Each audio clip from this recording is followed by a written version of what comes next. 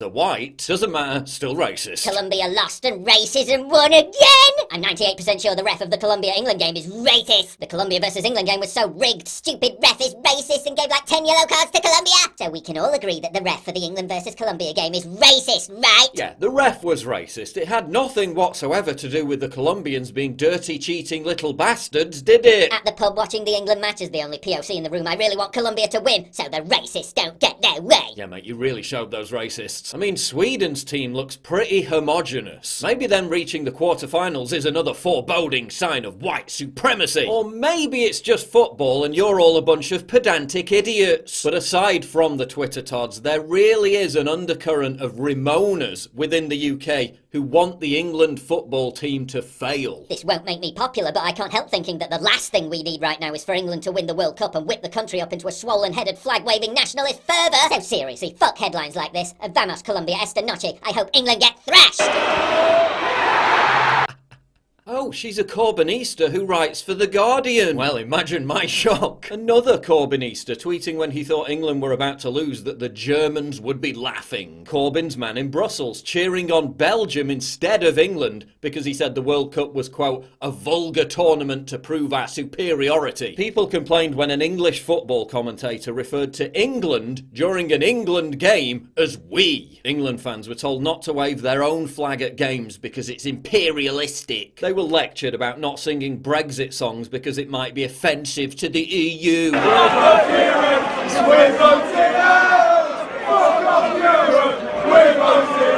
Yeah, we'll sing what we want. This sanctimonious twat in The Independent who said people who flew England flags were stereotypically gammon-faced Neanderthals. This guy who wanted England to lose because he's ashamed of Brexit. This guy who wanted England to lose because it would shatter the hearts of gammon. Football coming home will vindicate the gammon. Don't let it come home. You can hear them saying, we won the football, we can win Brexit. They want England to lose. And they're English. So if and when England do lose, can we just pretend we didn't understand the rules, file lawsuits against the opposition and demand a rematch? It's not a cliche when we say they hate their own country. Listen, we know you break out in hives when you see a St George's cross. Labour MPs who live in £3 million Islington swank pads sneering with contempt at working class people in Rochester for hanging England flags from their terrace houses. Look, we know you hate white working class English people. And you can barely contain your seething resentment. Your seething resentment at the fact that their vote means you might have to pay a bit more for your foreign nanny or your skinny latte. Boo-hoo! Your seething resentment that they get to fly the flag of their own country without you being able to call them racist. Outrageous! Your seething resentment that a generation of young people constantly lectured about how ashamed they should be can finally feel good about their homeland.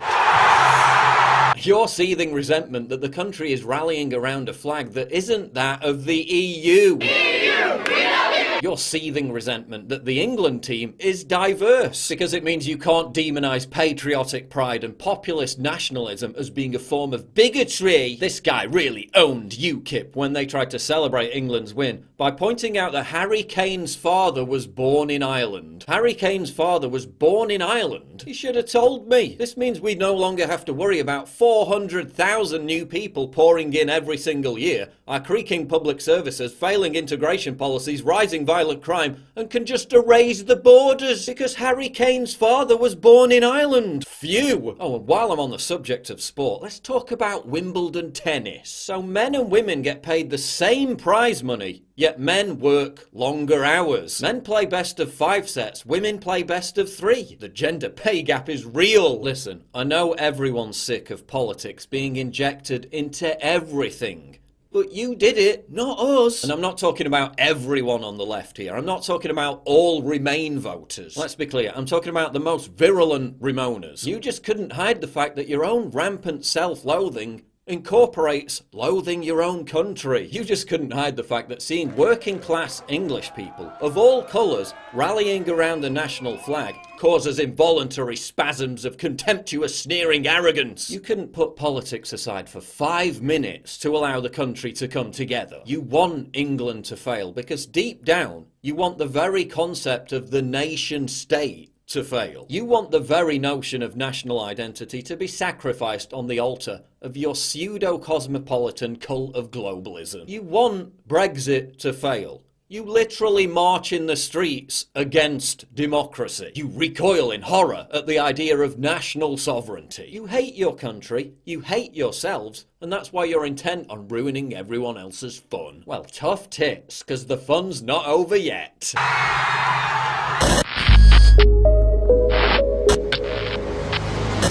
Please click the big red button to subscribe. It really helps me when you do that. And click the bell to allow notifications so you never miss a new video. Survival Shield X2 Nascent Iodine. If you're interested in healthy thyroid, if you're interested